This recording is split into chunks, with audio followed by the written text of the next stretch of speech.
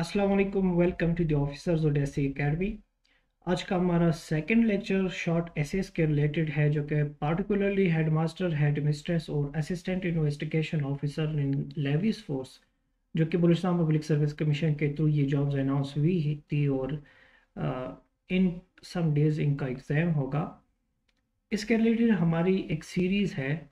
उस सीरीज़ में हम लोगों ने फर्स्ट लेक्चर में ये डिस्कस किया था कि शॉर्ट ऐसे क्या है, किस तरह लिखते हैं, उसमें कंपोनेंट्स कौन सी होती है, वर्ड्स लिमिट क्या होता है, ये सारी चीज़ें हमने अपने फर्स्ट लेक्चर में कवर किए थे। आज के सेकंड लेक्चर में हम नेक्स्ट चंक्स डिस्कस कर लेंगे। इससे पहले मैं आप लोगों को ये बताऊं कि हमारी ये बुक हेडमास्टर और हेड मिस्ट्रेस की बुक ऑफिसर ओडेसी के प्लेटफॉर्म से पब्लिश हुई है, जो कि कम्प्लीटली सिलेबस के अकॉर्डिंग है। इसके साथ साथ ऑफिसर्स ओडेसी के अदर पब्लिकेशंस, जिसमें से एक जनरल नॉलेज एंड इंटरव्यूज़ के लिए, स्पेशली सीएसएस के, एमपीटी के लिए और बलूचिस्तान पब्लिक सर्विस कमीशन या बाकी कमीशंस के इंटरव्यूज़ के लिए ये बुक है। और इसके बाद पाकिस्तान की डोमेस्टिक इश्यूज़ ऑफ पाकिस्तान के रिलेटेड बहुत ही अच्छी बुक, रिसर्च बेस्ड बुक है, जिसमें 200 प्लस रिसर्च पेपर सॉल्व किए गए हैं। और अगर आपको ऐसे के लिए एक रिसर्च बेस्ड फैक्ट बुक चाहिए तो ये बेस्ट है।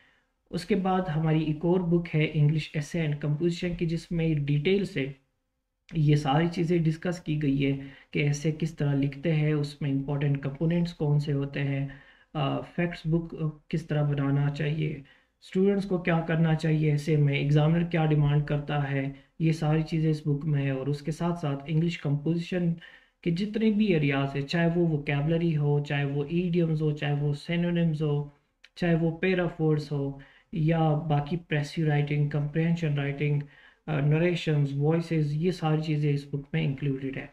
इसके साथ साथ हमारी एक और बुक है, और वो बुक है पाकिस्तान अफेयर्स की।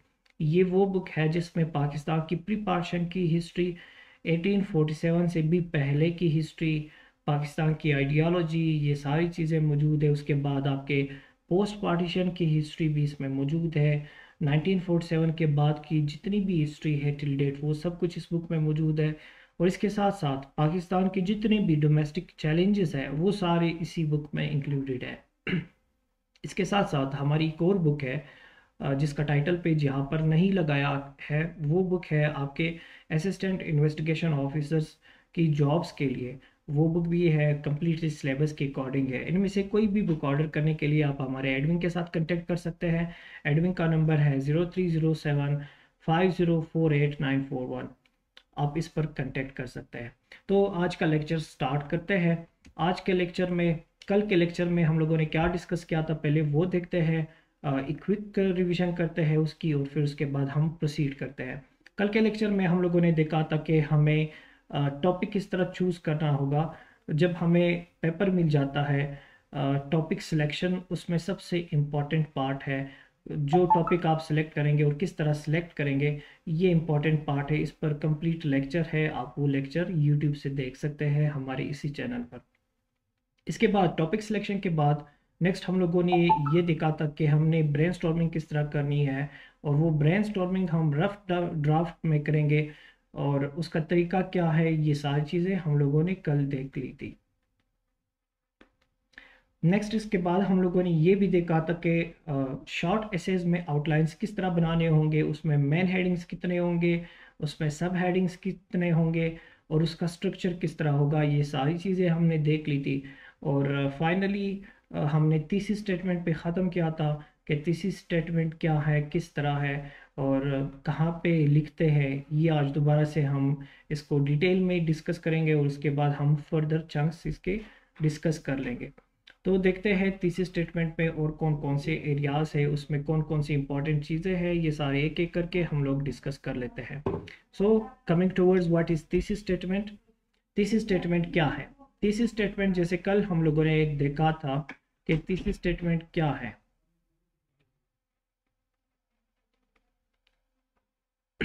थीसिस स्टेटमेंट सबसे पहले इसको इस तरह देखते हैं कि ये एक शॉर्ट स्टेटमेंट है। देखिए यहाँ पर सेंटेंस नहीं लिखा बल्कि एक स्टेटमेंट लिखा है। स्टेटमेंट इज समथिंग एल्स और सेंटेंस इज समथिंग एल्स।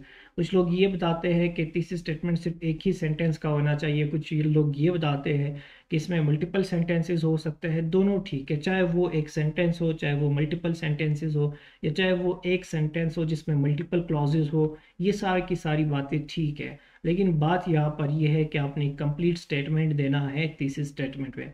अब ये तीसरी स्टेटमेंट क्या होता है? ये आपका ओपिनियन होता है। उस टॉपिक को लेकर आपका ओपिनियन क्या है, उस टॉपिक को लेकर आपका मेन आर्गुमेंट क्या है, उसी टॉपिक को लेकर आपने उसका क्रक्स, अगर पूरे ऐसे का क्रक्स एक सेंटेंस में एक स्टेटमेंट में हो तो वो क्या है, इसे हम कहते हैं अपना thesis statement. Thesis statement is nothing else. ये कोई बला का नाम नहीं है। आपने इस तरह के भी लोग देखे होंगे जो ये बोलते हैं कि मैंने तो थीसिस स्टेटमेंट लिखा ही नहीं, उसके बावजूद मेरा ऐसे पास हो गया। बेशक ये लोग ठीक कहते हैं, लेकिन इन्होंने थीसिस स्टेटमेंट लिखा है, उनको ये नहीं पता कि मैंने वाकई लिखा है या नहीं लिखा। देखिए आप जब इंट्रोडक्शन पैराग्राफ लिखते हैं उसमें आप अपना ओपिनियन ही देते हैं। तो ये जो आपका ओपिनियन है, आप शॉर्ट में जब आप स्टार्ट लेते हैं या आप एंड करते हैं अपने पैराग्राफ को, तो वहाँ पे आप उस कंप्लीट इंट्रोडक्शन को आप समराइज करके लिखते हैं और एक ही सेंटेंस में लिखते हैं क्लोजिंग सेंटेंस, कंक्लूजन सेंटेंस। जब आप वो बना देते हैं ऑटोमेटिकली वो आपका तीसरी स्टेटमेंट बन जाता है। तो वो लोग अगर ये कहते हैं कि हमने तीसरी स्टेटमेंट नहीं लिखा तो वो भी ठीक है, लेकिन तीसरी स्टेटमेंट होता है एग्जामिनर को ये बताने के लिए कि ये मेरा ओपिनियन है, ये मेरा आर्गूमेंट है, या ये मेरा क्रक्स है जो मैं अभी डिस्कस करूँगा। इसके बाद हम लोगों ने ये भी देखा था कि तीसरी स्टेटमेंट, हमने सिर्फ शॉर्ट में देखा था कि तीसरी स्टेटमेंट को बनाने का तरीका क्या होता है। उसको बताने से पहले मैं आप लोगों को तीसरी स्टेटमेंट के टाइप्स बताऊंगा, किसके डिफरेंट टाइप्स भी होते हैं। कुछ लोग एक टाइप ऑफ तीसरी स्टेटमेंट बताते हैं, कुछ लोग दूसरी टाइप ऑफ तीसरी स्टेटमेंट बताते हैं। दोनों ठीक है, जितने भी टाइप के होते हैं वो सारे के सारे ठीक है। कोई हार्ड एंड फास्ट रूल नहीं है कि आपने सिर्फ और सिर्फ यही एक तीसरी स्टेटमेंट है इसको लिखना है, अदर देन दिस बाकी सारे गलत है। गलत कोई नहीं होता, तब तक गलत नहीं होता जब तक उसमें आपका ओपिनियन हो, जब तब तक गलत नहीं होता जब तक उसमें आपका मेन आर्गुमेंट हो, जब तक उसमें आपका क्रक्स हो ऐसे का। अगर इसके बगैर आप कुछ लिखते हैं तब आपका तीसरी स्टेटमेंट गलत होता है। अच्छा, स्टूडेंट्स क्या कर लेते हैं, स्टूडेंट्स ने आउटलाइन में जो कुछ भी लिखा होता है वो सारे के सारे उठा के अपनी तीसरी स्टेटमेंट में लिख लेते हैं। वो भी ठीक है, लेकिन वो इतना इफेक्टिव नहीं है। आपने सिर्फ और सिर्फ अपनी तीसरी स्टेटमेंट में आपका मेन आर्गुमेंट लिखना होगा। कुछ इस तरह के टॉपिक्स होते हैं जिसमें आपने स्टांस लेना होगा कि दिस साइड और दिस साइड, इनमें से एक साइड चूज करना होगा। फॉर एग्जांपल वो कहते हैं कि सोशल मीडिया है या आर्टिफिशियल इंटेलिजेंस है, ये इसके मेरिट्स या डीमेरिट्स है, तो आप कौन सा साइड लेंगे, डीमेरिट्स वाला या मेरिट्स वाला साइड लेंगे। तो जो भी साइड लेंगे आप सिर्फ और सिर्फ अपना साइड, अपना स्टांस लिखेंगे, ना कि वो दूसरा स्टांस। कुछ स्टूडेंट्स इस तरह करते हैं, ये गलती करते हैं कि वो दोनों साइड्स लिख लेते हैं अपनी तीसरी स्टेटमेंट में, जो कि एरर होता है। ये नहीं करना, ये गलती है।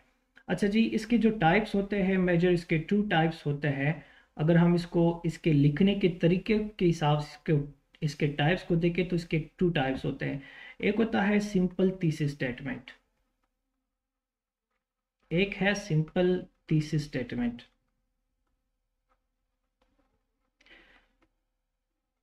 और एक होता है कम्प्लेक्स थीसिस स्टेटमेंट। जो कल मैंने आप लोगों को सिखाया था, इस सीरीज के फर्स्ट लेक्चर में मैंने आप लोगों को सिखाया था, वो था कम्प्लेक्स थीसिस स्टेटमेंट। और जो सिंपल थीसिस स्टेटमेंट है वो क्या है, पहले सिंपल को देखते हैं उसके बाद कम्प्लेक्स को देखते हैं। जो सिंपल थीसिस स्टेटमेंट है उसमें दो चीज़ें सिर्फ होती है। सिंपल थीसिस स्टेटमेंट में सिर्फ दो चीज़ें होती है। फर्स्ट थिंग क्या होता है, उसमें टॉपिक होता है आपका। सेकंड ये होता है कि उसमें आपका स्टांस होता है। सिर्फ यही दो हो तो आपका थीसिस स्टेटमेंट कंप्लीट कंसिडर किया जाएगा और ये सिंपल थीसिस स्टेटमेंट कंसिडर किया जाएगा। इसके एग्जांपल के लिए हम लोग कुछ टॉपिक्स उठाते हैं और उन टॉपिक्स को देखते हैं कि सिंपल थीसिस स्टेटमेंट हम इनसे किस तरह बना सकते हैं। फॉर एग्जांपल एक टॉपिक है एआई, ठीक है, आर्टिफिशियल इंटेलिजेंस। एआई है हमारा टॉपिक, उसके बाद कॉलन है अ ब्लेसिंग और अ कर्स। अ ब्लेसिंग और अ कर्स। ये हमें टॉपिक दिया गया है। इसमें टॉपिक क्या है? इसमें टॉपिक है artificial intelligence.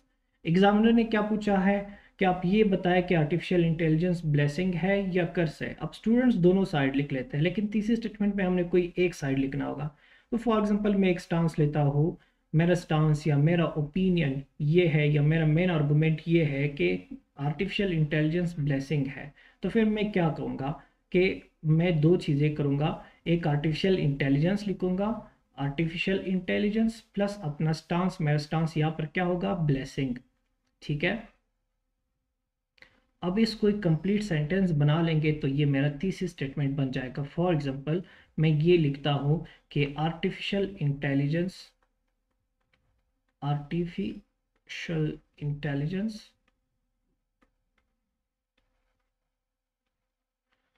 Is a blessing. अब इतना ही अगर मैं लिखूँ तो ये भी मेरा एक तीसरी स्टेटमेंट हो जाता है, जो कि सिंपल तीसरी स्टेटमेंट है कि artificial intelligence is a blessing. और अगर मेरा स्टांस ये हो कि आर्टिफिशियल इंटेलिजेंस कर्स है तो मैं सिर्फ वो लिखूँ कि आर्टिफिशियल इंटेलिजेंस इज़ अ कर्स, जिसमें दो चीज़ें मेरी कवर हो जाती है। अब मेरा टॉपिक और मेरा स्टांस। जो कम्प्लेक्स तीसरी स्टेटमेंट है उसमें क्या होता है? उसमें मल्टीपल चीज़ें होती है। उसमें टॉपिक भी होता है, कम्प्लेक्स में टॉपिक भी होता है, कम्प्लेक्स में स्टांस भी होता है और इसकी एक्सप्लेनेशन भी होती है। और उसका तरीका क्या है? उसका तरीका ये है कि पहले आप ओपिनियन बना लेंगे। उसके कुछ स्टेप्स हैं। नंबर वन, ओपिनियन बना लेंगे। उसके बाद उस ओपिनियन पर आपने टू क्वेश्चंस अप्लाई करने होंगे और उन क्वेश्चंस के आंसर को फिर आप कंबाइन करेंगे, एक सेंटेंस बना लेंगे। तो ये आपका तीसरी स्टेटमेंट हो जाएगा। क्वेश्चंस कौन से होंगे? एक होगा वाई और एक होगा हाउ। फॉर एग्जांपल इसी टॉपिक को हम लेते हैं कि आर्टिफिशियल इंटेलिजेंस ये कर्स है या ब्लेसिंग है। पहले मैं ओपिनियन माइंड में बना लेता हूँ। मैं कहता हूँ कि ये ब्लेसिंग है। ठीक है, ये ब्लेसिंग है। अब मैंने ये ओपिनियन बना लिया। अब इसी ओपिनियन पर मैं दो क्वेश्चंस अप्लाई करूंगा कि why it is a blessing and how it is a blessing, या how it is becoming a blessing. ये दोनों आंसर जब मैं करूंगा और लिखूंगा तो ये मेरा कम्प्लेक्स थीसिस स्टेटमेंट होगा, स्मार्ट थीसिस स्टेटमेंट होगा और डेवलप्ड थीसिस स्टेटमेंट होगा। अच्छा जी, थीसिस स्टेटमेंट के पोजीशंस कौन से होते हैं, कहाँ कहाँ पर हम लोग इसको लिख सकते हैं? अब इसको देखते हैं। Positions of the thesis statement. Positions of thesis statement. पूरे एसे में थीसिस स्टेटमेंट कहाँ कहाँ पर हम लिख सकते हैं, अब आज इसको डिस्कस कर लेंगे। सबसे पहले अगर हम आउटलाइंस की बात करें तो आउटलाइन की अगर हम बात करें तो आउटलाइन में हम कहाँ पर लिख सकते हैं? मैंने कल आप लोगों को स्ट्रक्चर बताया था कि जब भी आप पेपर अटेम्प्ट करेंगे तो पेपर अटेम्प्ट करने के लिए आपने ये चीज़ें माइंड में रखनी होगी कि यहाँ पर पेपर के लाइंस होंगे, मार्जिन होंगे, यहाँ पर भी पेपर के मार्जिन होंगे। और फिर यहाँ पर जब आप स्टार्ट लेंगे तो आप मार्कर से यहाँ पर अपना टॉपिक नाम लिखेंगे। जो भी टॉपिक है उसको कम्प्लीटली आप यहाँ पर लिखेंगे और उसके बाद आप एक लाइन छोड़ देंगे, वन ब्लैंक लाइन आप छोड़ देंगे। ठीक है। उसके बाद क्या होगा? यहां से आप अपना तीसरी स्टेटमेंट शुरू करेंगे। कुछ भी ना लिखे, जैसे ही टॉपिक का नाम लिखा डायरेक्ट आप अपना तीसरी स्टेटमेंट लिखे और यहाँ पर फॉर एग्जांपल ये तीसरी स्टेटमेंट ख़त्म हो जाता है। जैसे ही आपका तीसरी स्टेटमेंट ख़त्म हो जाता है तो फिर यहाँ पर लफ्ज़ आउटलाइन लिखकर उसको अंडरलाइन करना पड़ेगा और फिर उसके बाद यहाँ से आपके आउटलाइन के प्रॉपर मेन हेडिंग्स शुरू हो जाएंगे, इंट्रोडक्शन और फिर उसके बाद बाकी रिमेनिंग पार्ट्स जो भी है। नंबर टू, अब एक पोजीशन आपके तीसरी स्टेटमेंट का ये है। सेकंड पोजीशन स्टूडेंट्स यहाँ पर इस तरह भी लिख लेते हैं कि लफ्ज़ आउटलाइन पहले लिखे, उसके बाद तीसरी स्टेटमेंट यहाँ पर लिखे इंट्रोडक्शन से पहले। और इसका एक और पोजीशन ये भी होता है कि आप इंट्रोडक्शन के बाद यहाँ पर तीसरी स्टेटमेंट लिखे और फिर उसके बाद अपना सेकंड हेडिंग इसके बाद से शुरू करते हैं। तो कहीं पर भी लिख सकते हैं। अगर आपने लिखना है तो अच्छी जगह ये है, लेकिन इसमें एक ख़तरा है कि आप यहाँ पर लिखेंगे तो कौन सा ख़तरा है? वो खतरा ये है कि फॉर एग्जांपल आपको तीसरी स्टेटमेंट नहीं आता और आपने तीसरी स्टेटमेंट या आता है आपने गलत लिख लिया। ये तीसरी स्टेटमेंट आपको बॉन्ड करता है कि जो भी आप यहाँ पर लिखेंगे फिर इसे हटकर आप कुछ भी डिस्कस नहीं कर सकते।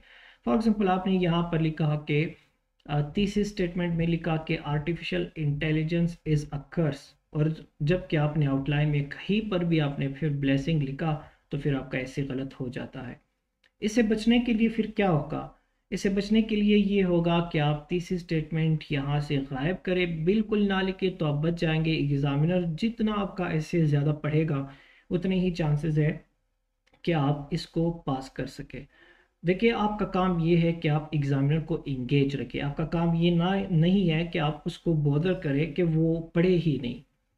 तो उसको इंगेज रखने के लिए आपके पास जो टूल्स है, जो ट्रिक्स है, वो ये है कि आप अपनी वीकनेसेस उनको शो ना करें। तो जब आप अपना तीसरी स्टेटमेंट स्टार्ट में ही लिख लेते हैं तो फिर आपने अपनी वीकनेसेस सारी इनको दिखा दी कि सर आ जाए, ये मेरी वीकनेसेस है। वो कहते हैं कि आप बेल मुझे मार, वही हो जाता है। तो आपने एग्जामिनर को नहीं बताना कि मेरा तीसरी स्टेटमेंट यहाँ पर क्या है, ताकि वो एटलीस्ट आपका आउटलाइन पढ़े और वो अपना माइंड बना ले कि स्टूडेंट को मैंने पास करना है या ये अच्छा है, इसके पास आइडियाज़ है। फिर जाके इंट्रोडक्शन के पार्ट में आपने तीसरी स्टेटमेंट लिखना है। ये यहाँ पर आउटलाइंस है। अच्छा, कुछ स्टूडेंट क्या करते हैं, आउटलाइन के सारे मेन हेडिंग्स बना लिए, 1B लिख लिया, इंट्रोडक्शन यहाँ पर लिख लिया, और फिर उसके बाद नंबर 2 लिख लिया, सेकंड हेडिंग लिख लिया, सेकंड मेन हेडिंग लिख लिया, और फिर उसके अपने सब हेडिंग्स भी उसने लिख लिए।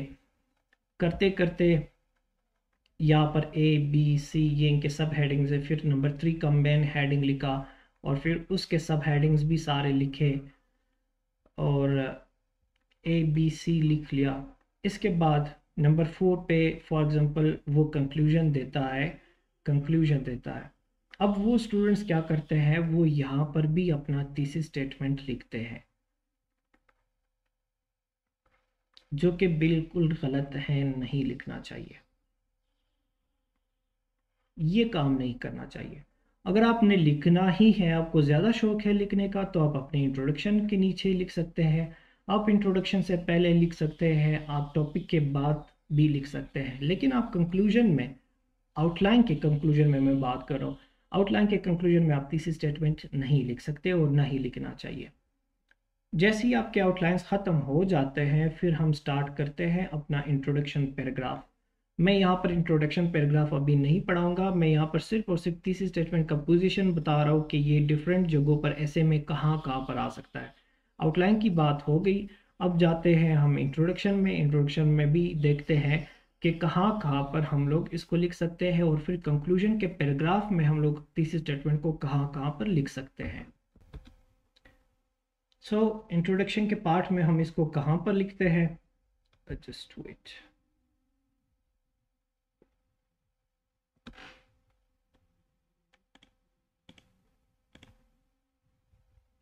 ओके जी, इंट्रोडक्शन के पार्ट में, इंट्रोडक्शन के पैराग्राफ में हम इसको कहाँ पर लिखते हैं। इंट्रोडक्शन के पैराग्राफ में इसके मल्टीपल प्लेसेस होते हैं। तीसरे स्टेटमेंट को लिखने के पोजीशंस डिफरेंट होते हैं, कोई फिक्स्ड नहीं है। आप अपने पैराग्राफ के फ्लो के अकॉर्डिंग आप इसको लिख सकते हैं, लेकिन ज़्यादातर जो लोग लिखते हैं वो कहाँ पर लिखते हैं वो सारी चीज़ें मैं बता दूंगा। इसके 3 पोजीशंस होते हैं आपके इंट्रोडक्शन के पैराग्राफ में, आप कहीं पर भी इसको प्लेस कर सकते हैं। जो फर्स्ट पोजीशन है वो है आपके स्टार्ट ऑफ द पैराग्राफ, बिल्कुल स्टार्ट में। जैसे ही आप पैराग्राफ स्टार्ट करते हैं तो आप सबसे पहले अपना तीसरी स्टेटमेंट लिख लेते हैं, तो इसको कहते हैं डायरेक्ट स्टार्ट। फॉर एग्जांपल आपने स्टांस लिया था कि artificial intelligence is a blessing, आप डायरेक्ट ये लिखे कि artificial intelligence is a blessing, और फिर इसके बाद अपने इंट्रोडक्शन पैराग्राफ की बाकी जो पार्ट्स है वो लिखे कि किस तरह ये ब्लेसिंग है। सेकेंड पोजीशन इसका ये होता है कि आप इसको दरमियान में लिखे, मिडल ऑफ द पैराग्राफ पे लिखे, और थर्ड इसका प्लेस है, पोजीशन है, आप इस पैराग्राफ के लास्ट में लिखे। अच्छा जी, अगर आप स्टार्ट में लिख लेते हैं तो ठीक है, बात तो यहाँ तक ठीक है। लास्ट में लिखे तो यहाँ तक बात ठीक है कि हर पैराग्राफ का एक प्रॉपर स्टार्ट होता है, एक प्रॉपर कंक्लूजन होता है, एक प्रॉपर बॉडी होती है। इसी तरह आपके इंट्रोडक्शन पैराग्राफ के भी प्रॉपर स्टार्ट, बॉडी और कंक्लूडिंग सेंटेंस होता है, कंक्लूडिंग पार्ट होता है। जब आप अपनी थीसिस स्टेटमेंट को स्टार्ट में लिख लेते, सॉरी लास्ट में लिख लेते हैं, तो वही थीसिस स्टेटमेंट ही आपके उसी पैराग्राफ का कंक्लूडिंग पार्ट बन जाता है। लेकिन अगर आप मिडल में या स्टार्ट में लिख लेते हैं, इन दो पोजीशंस पर जब आप अपना थीसिस स्टेटमेंट लिख लेते हैं और फिर उसके बाद अपने कंप्लीट इंट्रोडक्शन पैराग्राफ में कंप्लीट आउटलाइन का क्रक्स लिख लेते हैं, जो कि हम बाद में स्टडी करेंगे कि इंट्रोडक्शन को किस तरह लिखते हैं, तो फिर उसमें एक प्रॉब्लम क्रिएट होता है, वो है आपके last part, concluding part of your introduction part नहीं होता। उसके लिए फिर आपने क्या करना होगा? उसके लिए आपने अपने थीसिस स्टेटमेंट को लास्ट में एक ही सेंटेंस में, शॉर्ट सेंटेंस में, एक तो वन सेंटेंस होना चाहिए, सेकंड क्या होना चाहिए, वो बहुत ही शॉर्ट होना चाहिए। यहाँ पर लास्ट में और बिल्कुल लास्ट सेंटेंस होना चाहिए। लास्ट में आप लोगों ने क्या करना होगा? इंडोर्स करना होगा अपने थीसिस स्टेटमेंट को। दोबारा से चेंज वर्ड में बता दे कि जी बिल्कुल इसी तरह ही है कि आर्टिफिशियल इंटेलिजेंस ब्लेसिंग है, तो वो आपका पैराग्राफ एक कंक्लूड हो जाएगा, वाइंड अप हो जाएगा। ये लाजमी करे पैराग्राफ को बगैर वाइंडिंग अप के नहीं छोड़ना। ये हो गए आपके 3 positions in the introduction paragraph के। आपके थीसिस स्टेटमेंट के 3 डिफरेंट पोजीशंस कहाँ पर होते हैं। उसके बाद आपके कंप्लीट ऐसे में थीसिस स्टेटमेंट कहीं पर भी अपेयर नहीं होगा सिवाय एक और जगह के, और वो है आपके कंक्लूजन पैराग्राफ में। कंक्लूजन पैराग्राफ में दोबारा से हम अपने ही थीसिस स्टेटमेंट को रिपीट करते हैं, लेकिन ये रिपीट और वो रिपीटिशन अलग है जो एग्जामिनर्स कहते हैं, जो डिफरेंट मेंटर्स बताते हैं कि आपने अपने ऐसे में रिपीटिशन नहीं करना। वो रिपीटिशन और ये रिपीटिशन डिफरेंट है, दोनों मैं समझाऊंगा। एनीवेज, यहाँ तक कि जैसे ही कंक्लूजन का पैराग्राफ आप शुरू करते हैं, उसके बिल्कुल स्टार्ट में सबसे फर्स्ट सेंटेंस आपका क्या होता है? आपका थीसिस स्टेटमेंट होता है। ये आपने आउटलाइन में नहीं लिखना, मैं प्रॉपर पैराग्राफ्स की बात कर रहा हूँ कि जहाँ से आपका कंक्लूजन का पैराग्राफ शुरू होगा, आपने स्टार्ट में थीसिस स्टेटमेंट देना होगा। जो आपका फर्स्ट सेंटेंस है वही आपका थीसिस स्टेटमेंट होगा। लेकिन यहाँ पर आपका ये क्वेश्चन होना चाहिए कि सर क्या ये रिपीटिशन नहीं है कि हम लोग थीसिस स्टेटमेंट बार बार लिखते हैं? हमने आउटलाइन में भी लिखा, हमने इंट्रोडक्शन पैराग्राफ में भी लिखा, और हमने कंक्लूजन पैराग्राफ में भी लिखा। नंबर वन, फर्स्ट पॉइंट ये है कि outline is not an explicit part of your essay. ठीक है, वो important necessary part of the essay नहीं है। दूसरी बात, आपका एसे आफ्टर आउटलाइन से स्टार्ट होता है। Outline is a road map जो हम एग्जामिनर को फैसिलिटेट करने के लिए देते हैं, वो भी स्पेशली जब लॉन्ग एसेज होते हैं जिसमें 20 to 30 पैराग्राफ्स होते हैं, वहाँ पर हम एग्जामिनर को फैसिलिटेट करते हैं, एग्जामिनर को ये बताने के लिए कि मैंने जाके पैराग्राफ नंबर 15 में कौन सी बात डिस्कस करनी है, तो वो मैं इनको बता देता हूँ कि ये बात मैंने वहाँ पर जाकर डिस्कस करनी है। देयर फॉर आउटलाइन हम लिखते हैं, और वो वहाँ पर जो कुछ भी हम लिखे वो चीज़ें अगर आपके ऐसे में रिपीट हो जाती है तो डजेंट मैटर। दूसरी बात कि अगर आपका थीसिस स्टेटमेंट आपने इंट्रोडक्शन में लिख लिया है same as it is thesis statement, क्या हम कंक्लूजन में लिखेंगे? No, answer is no. आपने क्या करना है? आपने पैराफ्रेजिंग करना है। पैराफ्रेजिंग क्या होता है? पैराफ्रेजिंग ये होता है कि जो थीसिस स्टेटमेंट है सेम वही बात होती है, लेकिन डिफरेंट वर्ड्स में हम लोग इसको लिखते हैं। डिफरेंट वर्ड्स में वही बात जब हम लिखेंगे, ये होता है कि हमारा थीसिस स्टेटमेंट हमने दोबारा से लिखा और उसको पैराफ्रेज करके हम लोगों ने लिखा। ये पोजीशन है आपके थीसिस स्टेटमेंट के, आपके इंट्रोडक्शन के पैराग्राफ में, आपके आउटलाइन में, आपके बॉडी में बिल्कुल ये नहीं आता, और डिफरेंट डिफरेंट पोजीशंस मैंने बता दी इसके। अब थीसिस स्टेटमेंट किस तरह लिखेंगे? क्या इसको मार्कर से लिखेंगे? क्या इसको बोल्ड करेंगे? क्या इसको ब्लैक पेन से लिखेंगे? ये बहुत ही इंपॉर्टेंट चीज़ें हैं, आपने ये बातें माइंड में रखनी है कि थीसिस स्टेटमेंट को किस तरह लिखे। How to write thesis statement.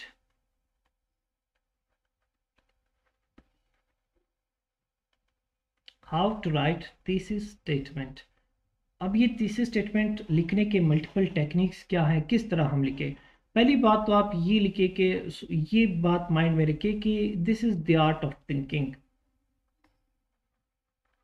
This is the art of thinking, और आपके आर्ट ऑफ थिंकिंग को आप एग्जामिनर को बोल्ड करके ना बताया कि अच्छा सर मैं ये सोच रहा हूँ, आ जाओ देखे मैं किस तरह सोचता हूँ, मैं अच्छा सोचता हूँ या बुरा सोचता हूँ। आपने ये नहीं करना। आप जब ऐसे लिखेंगे उसमें जब आप तीसरी स्टेटमेंट लिखेंगे विद इन योर पैराग्राफ्स, आपने इसको हाईलाइट नहीं करना,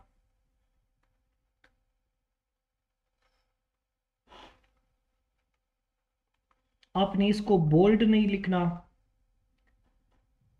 आपने इसको अट्रैक्टिव नहीं बनाना।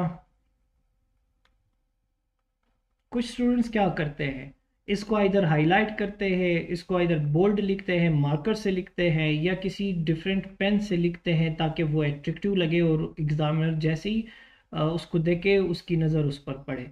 आपकी जो तीसरी स्टेटमेंट है वो बहुत क्लियर होनी चाहिए, क्लैरिटी हो उसमें, बहुत ही क्लियर हो। लेकिन आपके तीसरी स्टेटमेंट अपने लिए खुद स्पीकिंग करे, खुद वो बताए कि मैं तीसरी स्टेटमेंट हूं। It should speak for it self, it should speak for it self. कैसे, मैं बताता हूं।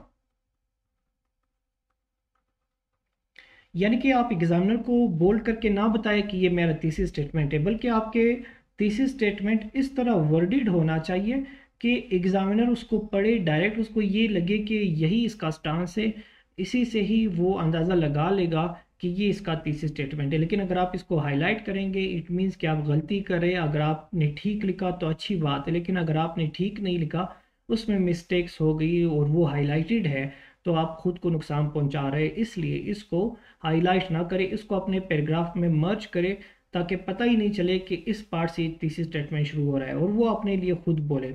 और तीसरी स्टेटमेंट जब भी हम शुरू करते हैं हम कनेक्टर भी लगा देते हैं उसके साथ, तो जैसे ही हम कनेक्टर लगाएंगे एग्जामिनर को पता चल जाएगा, और अगर उसमें क्रक्स है तो भी एग्जामिनर को पता चल जाएगा कि यही इसका तीसरी स्टेटमेंट है। अब तीसरी स्टेटमेंट में कौन कौन सी चीज़ें नहीं करनी, एक तो ये है कि लिखने का स्टाइल क्या है, एक ये है कि तीसरी स्टेटमेंट किस तरह नहीं होना चाहिए। तीसरी स्टेटमेंट कभी भी क्वेश्चन फॉर्म में नहीं होना चाहिए, कभी भी क्वेश्चन फॉर्म में नहीं होना चाहिए कि आप लास्ट में क्वेश्चन मार्क दे, कभी भी एक्सक्लेमेटरी फॉर्म में नहीं होना चाहिए कि आप जाके लास्ट में एक्सक्लेमेशन दे, कभी भी तीसरी स्टेटमेंट आपका फ्रेज फॉर्म में नहीं होना चाहिए। ये कंप्लीट आपका सेंटेंस होना चाहिए और वो भी सेंटेंस के वो एक सेंस कन्वे करे। अच्छा, अभी यहाँ पर सबसे इंपॉर्टेंट बात जो हम डिस्कस करने जा रहे हैं तीसरी स्टेटमेंट के रिलेटेड, कि आपके तीसरी स्टेटमेंट में फैक्ट्स नहीं होने चाहिए। इसमें सिर्फ और सिर्फ फैक्ट्स नहीं होने चाहिए, ये एक ऐसा स्टेटमेंट होना चाहिए जो आर्ग्यूएबल हो।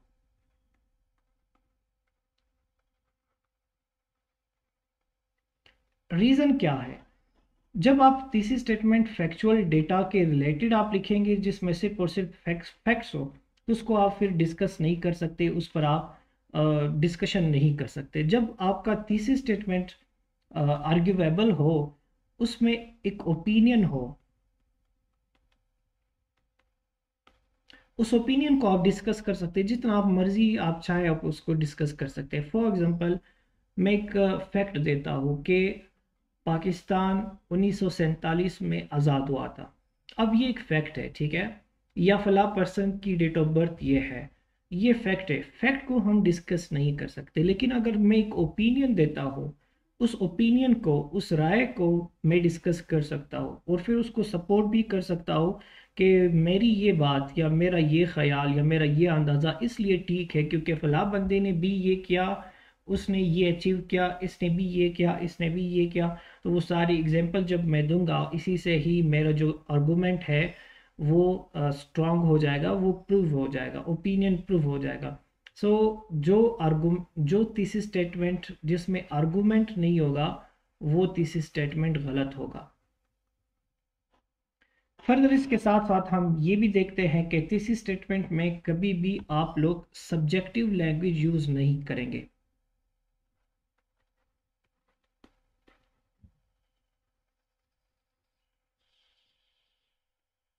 अब सब्जेक्टिव लैंग्वेज क्या है, सब्जेक्टिव लैंग्वेज ये है जिस तरह हम लोग कोई बात करते हैं ना उसको बढ़ चढ़ कर हम प्रेजेंट करते हैं। हम उसमें कुछ वर्ड्स लिखते हैं जिस तरह मैनी हो गया, जिस तरह ग्रेट हो गया, जिस तरह मैनी, ग्रेट, वेरी हो गया, एक्सीलेंट हो गया, और और भी इस तरह के क्वालिफायर्स हम यूज़ करते हैं, वो नहीं होने चाहिए। क्वालिफायर्स बिल्कुल नहीं होने चाहिए। लाइक जिस तरह हम ये कहते हैं कि लाइक, लफ्स लाइक लिखे, लफ्स पॉसिबली लिखे, या इफ़ लिखे,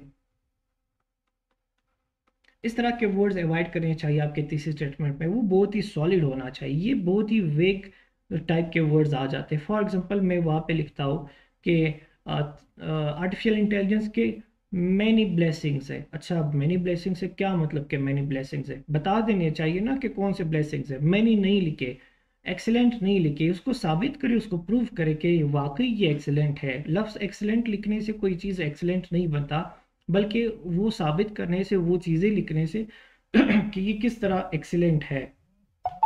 ये चीज़ें हैं आपकी तीसरी स्टेटमेंट के, ये इंपॉर्टेंट बातें हैं। अच्छा, अब तीसरी स्टेटमेंट किस स्टेज पर डेवलप करना चाहिए, अब हम इसको देखते हैं कि तीसरी स्टेटमेंट को कब हमें डेवलप करना चाहिए, यानी कि बनाना किस वक्त चाहिए। ये तो थिंकिंग का स्टेप है, और मैंने आपको बताया था thesis is the art of thinking, ठीक है। और मैंने शुरू में ही ये बताया था कि हम थिंकिंग किस स्टेज पर करते हैं, जब हमने टॉपिक सिलेक्शन कर लिया है। टॉपिक सिलेक्शन करने के बाद, सेलेक्ट करने के बाद हम जाते हैं अपने रफ ड्राफ्ट पर। रफ ड्राफ्ट पर जब हम जाते हैं, वहां पर हम करते हैं अपना ब्रेनस्टॉर्मिंग। ये वो स्टेज है जहां पर हम अपना थीसिस स्टेटमेंट डेवलप करते हैं। थीसिस स्टेटमेंट को यहाँ हम लोग डेवलप करते हैं। लेकिन यहाँ पर सिर्फ हम थीसिस स्टेटमेंट बनाते हैं। यहाँ पर जो थीसिस स्टेटमेंट हम बनाते हैं वो हमारा फाइनल थीसिस स्टेटमेंट नहीं होता। फाइनल थीसिस स्टेटमेंट इसके बाद बनता है, लेकिन आपने पहले थीसिस स्टेटमेंट यहाँ पर बनाना होगा। रीज़न क्या है? रीज़न ये है कि जब आप ब्रेनस्टॉर्मिंग करते हैं, आप जो पॉइंट्स निकालते हैं अपने माइंड से, उससे पहले आपके सामने अपना थीसिस स्टेटमेंट पड़ा होगा कि ये मेरा स्टांस है, ये मेरा आर्गुमेंट है। मैं जितने भी पॉइंट्स निकालूंगा, मेरा काम ये होगा कि मैं अपने इसी स्टांस को प्रूव करूं। तो सबसे पहले जैसे ही आपको टॉपिक मिला, आप पहले उसका एक ओपिनियन ले, फिर उस पर वो क्वेश्चन बना ले, और जब आपने थीसिस स्टेटमेंट बना लिया, उसको रफ में लिखकर अपने सामने रखे। फिर उसके बाद अपना ब्रेनस्टॉर्मिंग प्रोसेस करें कंप्लीट। ब्रेनस्टॉर्मिंग कंप्लीट करने के बाद फिर उसके बाद दोबारा से थीसिस स्टेटमेंट की तरफ आ जाए। उसके बाद अपनी थीसिस स्टेटमेंट को रिवाइज करें और रिफाइन करें, इसको बेहतर बना दें। अब बेहतर बनाने का मतलब क्या है कि शुरू में जब आप थीसिस स्टेटमेंट लिखेंगे, आपने उसमें पॉइंट्स कम लिखे होंगे, या उसमें इतने इफेक्टिव पॉइंट्स नहीं होंगे। जब आप ब्रेनस्टॉर्मिंग के फेज से गुजरेंगे, आपने मल्टीपल डायमेंशंस बना लिए, उसके डिफरेंट पॉइंट्स निकालिए, वो भी विद फैक्ट्स एंड फिगर्स आपको पता हो, तो जाके वही पॉइंट्स निकाल के अपनी थीसिस स्टेटमेंट में जो आपने वीक पॉइंट्स लिखे हैं उसको एक्सपंज करें, एक्सक्लूड करें। वो जो न्यू पॉइंट्स आपने निकाले हैं ब्रेनस्टॉर्मिंग के थ्रू, उसको जाके वहां पर इंक्लूड करें। फर्दर आपने क्या करना है? फर्दर आपने ये करना है कि आपने जिस तरह के आउटलाइंस बनाने होंगे, उसी के अकॉर्डिंग अपनी थीसिस स्टेटमेंट को मोल्ड करें। यानी कि अगर आपने कोई पॉइंट पहले लिखा है थीसिस स्टेटमेंट में, स्टार्ट में लिखा है, जबकि वही पॉइंट आपके आउटलाइन के आखिर में आ रहा है, तो फिर आप इस तरह करें, उसका पोजीशन चेंज करें, उसको रिफाइन करें, और अपने आउटलाइन के अकॉर्डिंग ही बना लेना। ये होता है आपका बेटर थीसिस स्टेटमेंट। जब आपने यहाँ पर थीसिस स्टेटमेंट बना लिया, क्लियर कर लिया, इसके बाद आप इस तरह करें, इस थीसिस स्टेटमेंट को नीट में लिखे, और फिर उसके बाद अपना आउटलाइन कंस्ट्रक्ट करें, और फिर उसके बाद अपना एसे स्टार्ट करें। आज के लिए इतना ही। हम अपने नेक्स्ट लेक्चर में बॉडी पैराग्राफ्स डिस्कस करेंगे कि किस तरह बॉडी पैराग्राफ्स लिखते हैं, उसमें डिफरेंट पार्ट्स कौन से हैं, हर सेंटेंस को अलग अलग हम देखेंगे कि इसको किस तरह कंस्ट्रक्ट करते हैं। Thank you. अल्लाह हाफिज़।